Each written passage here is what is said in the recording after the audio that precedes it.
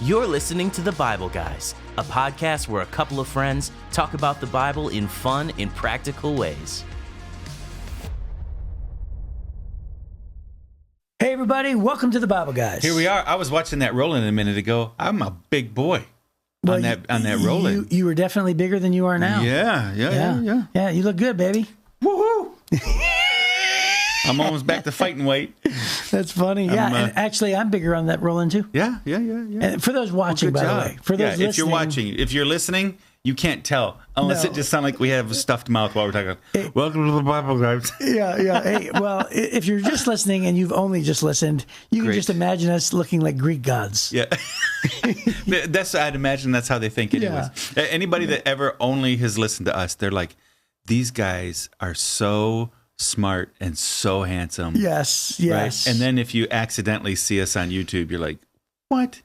Well, right? you know it's one of those never meet your heroes things. Yeah. Well, you know what? Somebody said to me literally last Sunday, once again, they came up to me and they said, who says this out of their mouth? This is what this lady said. Yeah. She's up and she goes, oh, hey, you look way taller on stage. Yeah, people tell me that all the time. Yeah. And I'm like, oh, well, thank you, question mark? Yeah. You're not as tall as I thought you were. Yeah, I'm 5'7". Yeah. Like, don't remind me. I want to be 6 foot. Yeah. So be quiet about it. She whiz. Yeah, it's funny. So anyways, on that video, I think I was 50 pounds heavier than I am now. Wow. On that roll-in. It's maybe time to make a new roll-in. Yeah, maybe so. Okay. Yeah, and I'm at least 15. And for the people that are watching or that are listening and have never seen the video, just whatever amazing picture you have of us, just put 50 pounds onto that. That's what I look like. Right. And I'm like 15 pounds probably lighter than the roll-in video. Great job, man. Hey, we're doing better than we were. Mm-hmm. All right, so here, Jeff, this is a brand new game called 25 Words or Less, based off of some famous talk show that I've never heard of. Okay. And it says, Chris, you are going to give Jeff clues so he can guess 5 keywords. However, you can only use a max of 25 words. So you can only say a total of 25 words. And you have to try to get me to say That's 5 right. words. So I'll just count them on my fingers. That's a hard one. Yeah, and by the way, I have not thought this through. Okay. Here we go. So I got to set this up to where I can see it. To where, hang on. Okay, so I will not look at your phone. All right, are you ready? Yes, sir. All right, ready? Words, structure, punctuation. Language, grammar, books, speech. Complete. Ooh.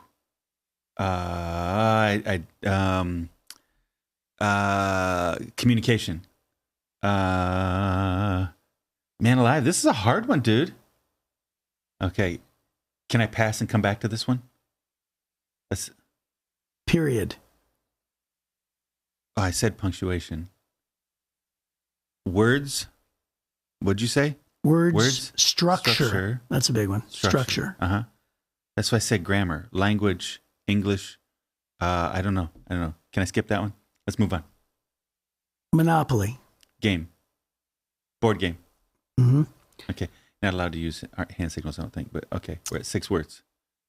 6 words, 1 answer. Type milk. Chocolate. Chocolate milk. Almond milk. Soy milk. Fortified milk. I don't know. Pasteurized milk. I don't know. Fat. 2% milk? No. Just 2%. Keep going. 2% milk. Low-fat milk. Low-fat milk? Low-fat. I don't know. 0% milk. I don't know. 0% fat milk. I don't know what you want me to say. It's another word for what you're saying. What is that called, Jeff? I don't know. What is no fat milk called? No fat milk is what I call it. I don't know, man. You say no fat milk? I don't know. What am I supposed to say? 0%?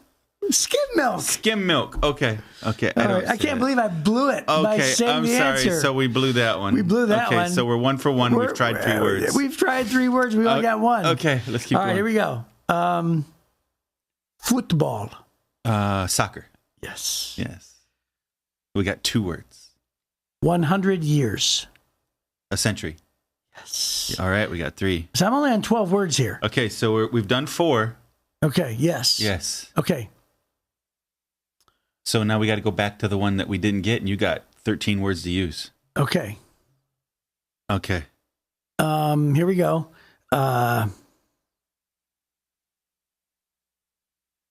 Write a complete thought with punctuation. Write a complete thought with a sentence. Yes. Okay. There Yes. you go. Yes. I can't believe you said no fat milk. That is hilarious. I'm like, yes. Okay. Keep going. So we got 4 out of 5. And our listeners were screaming, "No fat milk!" Right. They were saying, skim, buddy. Yeah. Hey, you don't scream so hard at your radio while you're driving down the road because the people next to you think you're crazy. Yes. Radio? Yeah. You mean phone? Well, if they're driving down the road, they'd be listening to. Oh, you're assuming they have a new speakers. car. Yes. Yeah. Our listeners are very sophisticated people. They are sophisticated people. I know. That's what I'm saying. Yeah. Well, good. That was an interesting game. That was hard. It was tremendously anxious for me. Yeah. Well, you know what? Here's the thing. When you see that word, hang on. When you see that game show on TV, they do all of that in 60 seconds or less. Yes. So they give you a timed limit on using 25 and that's why words. I was trying to pass.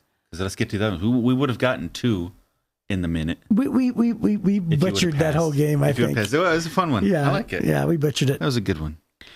All right. Okay. Moving on. So, for those of you that are just tuning in for the first time, we're doing highlights of the Old Testament, and we're just a couple guys who talk about the Bible in fun and practical ways, right? That's just about.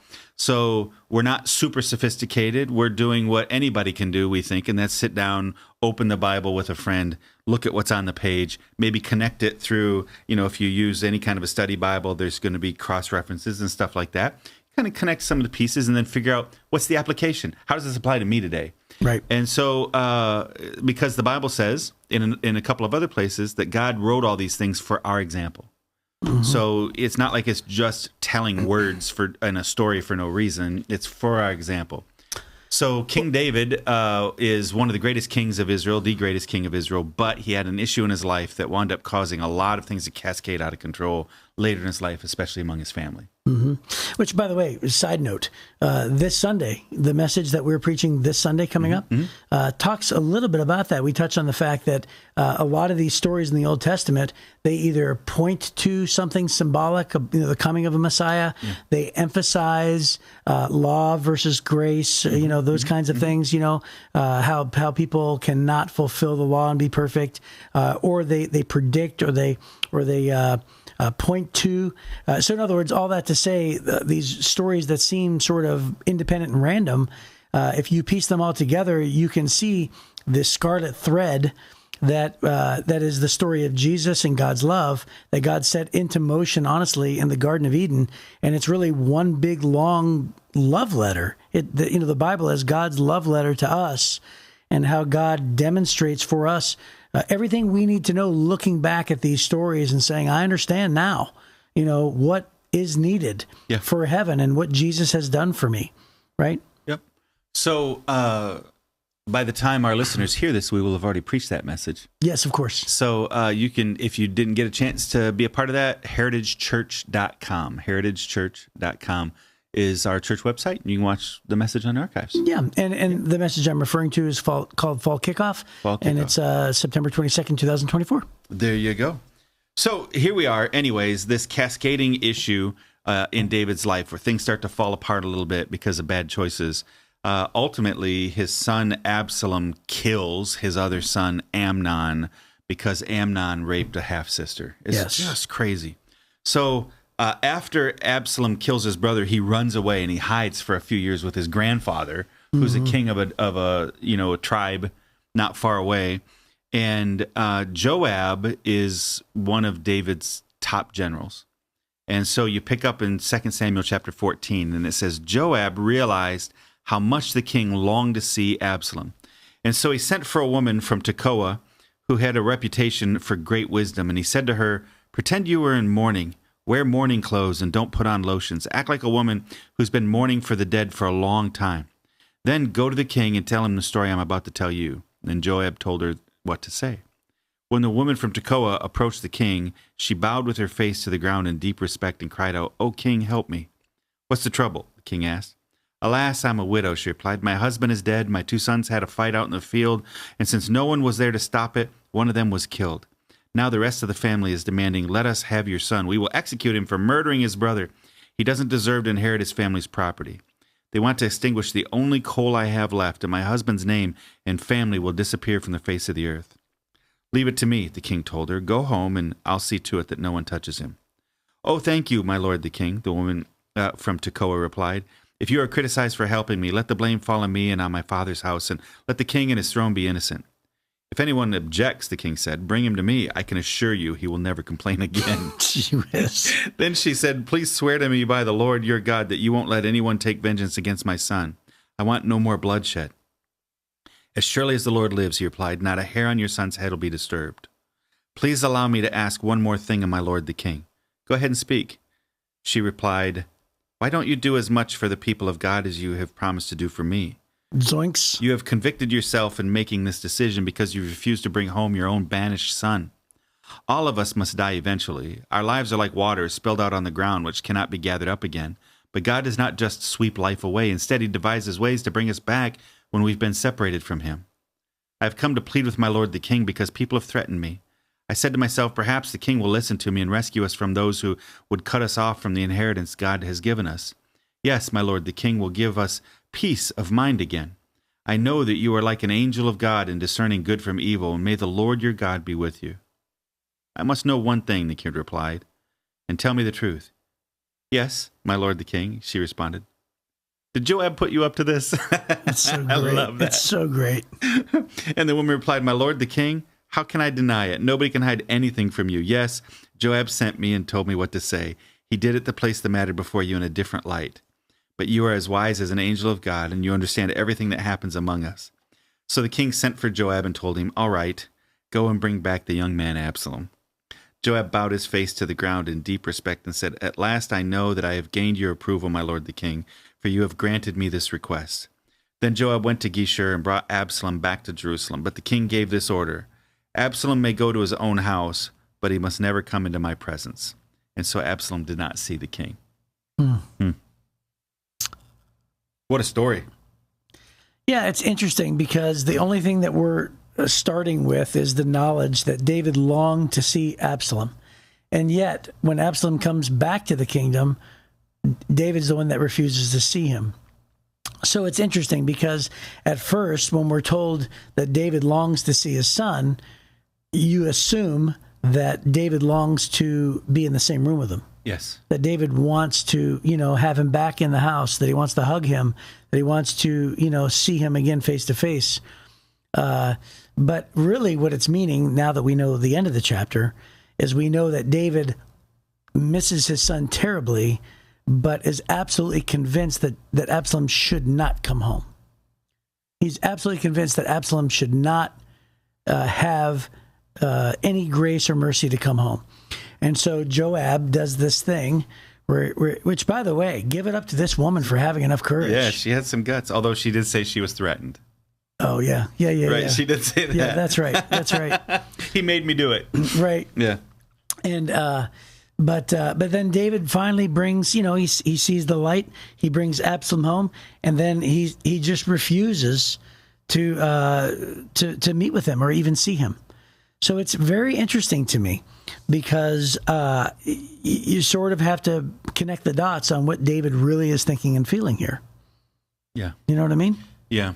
It's a pretty amazing transition here because Joab's looking, saying, hey, this isn't good.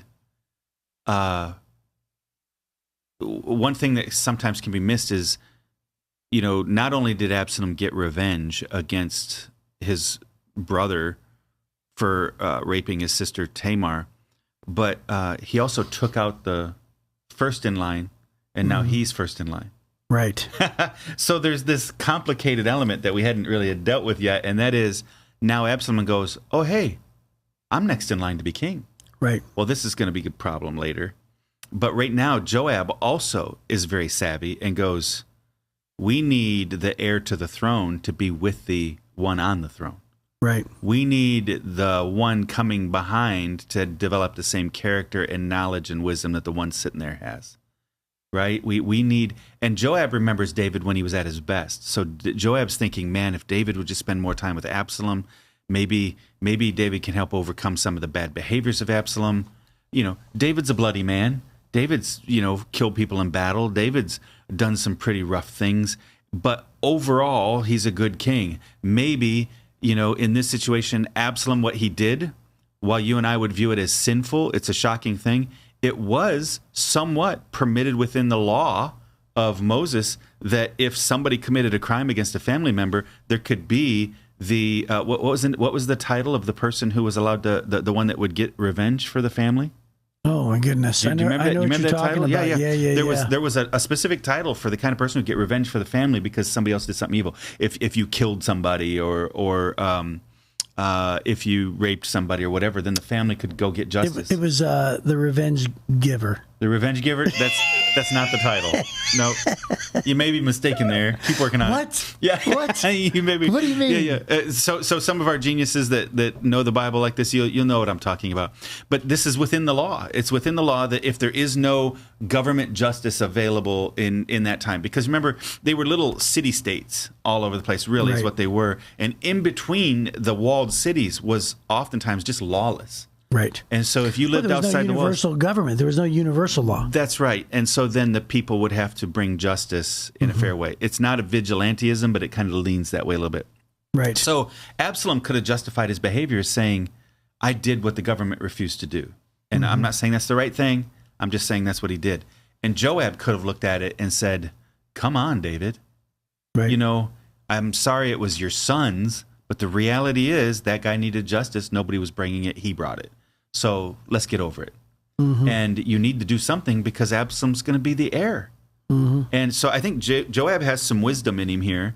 And then he's also pretty savvy on how to deal with a guy who kills people who bring bad messages, right? And confrontations. And honestly, this is sort of the same thing that worked with Nathan. With Nathan, exactly. Tell a story. Yeah, so the king would have a court, and there would be an audience with the king, and the king would sit up on his throne, and part of his job was to solve people's problems. Right. So people would come to him with a problem, and they'd say, "Hey, we need the government to step in, we need the law to step in because we can't handle this on our own. So what says the king?"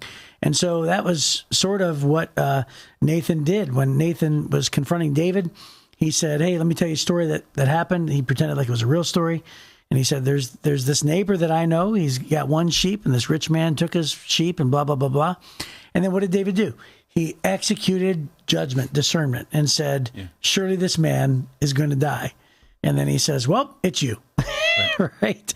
And then David's like, oh my goodness, he's right. It is me. And by the way, he said it publicly. Yeah. And accepted it and repented. Yes. Publicly. And so here it is again. Yeah. Here it is again. Everybody knows what happened with Absalom and Amnon. Everybody knows that Absalom fled. Has been gone for years now. Right.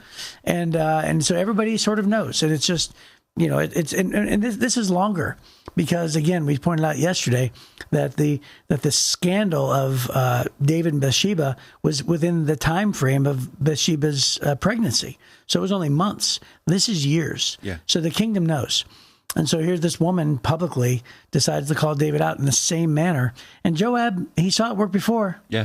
And he's like, very smart. He's like, I know David's He's a great tactician. Yeah. So Absalom is handsome like his dad. He's intelligent like his dad. He's a great communicator like his dad. He just doesn't have the character that his dad had when his dad rose to power, right? That's the issue. He didn't have the walk with God.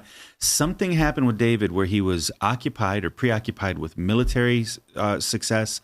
He had a walk with God personally. He didn't pass it on to his kids. Mm-hmm. And so none of his kids, you don't see any of his kids until you get to Solomon. You don't see any of his kids that are like, oh, God is the center of my life. Mm-hmm.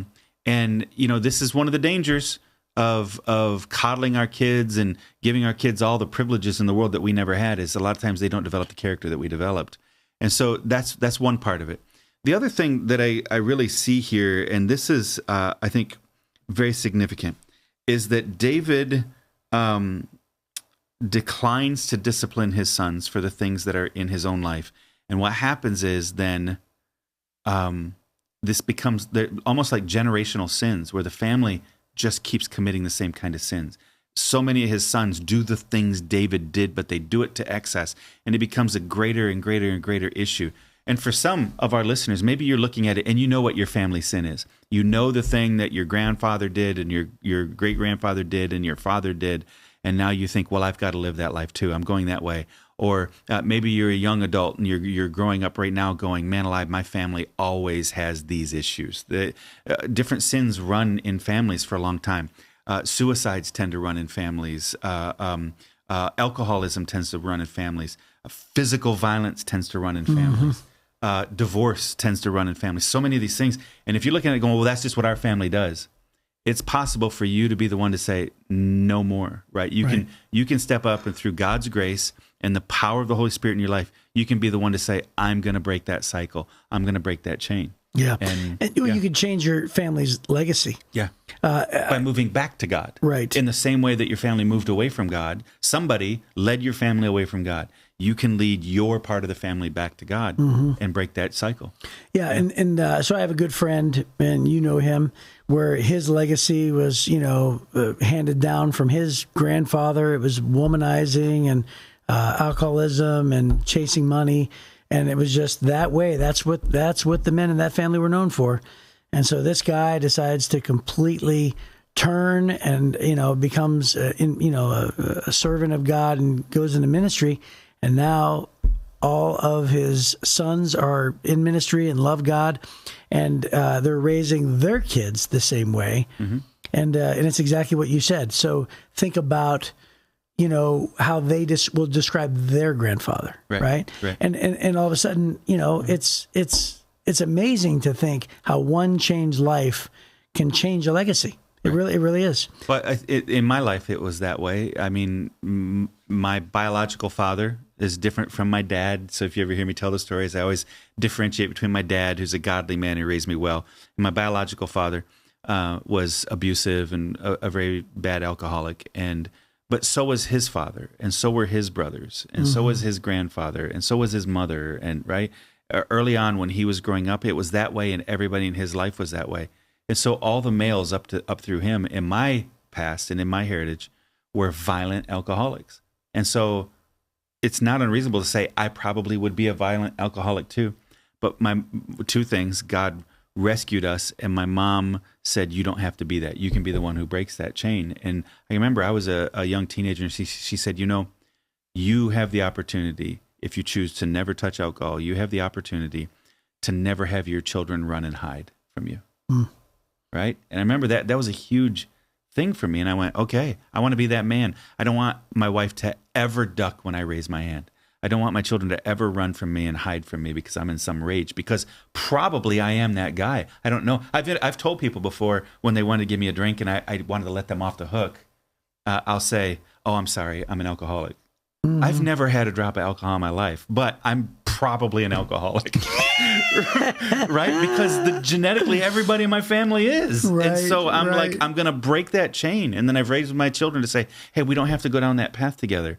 And so it's not me and it's not my character. It's the grace of God having intervened in my life and taught me, hey, you don't have to be what the people before you were. You can break that chain. And I really see, man, this was an opportunity right here, right, for David to hit reset on the family. He doesn't. He brings Absalom home and then says, but I don't want to look at you. Right when Absalom needed him the most, I think. Yeah. And if he had experienced grace, and if David had talked about and taught Absalom about how God extended grace to David, and I'm going to extend grace to you, this is what kings do, and let's be men who chase God together, I think Absalom came home.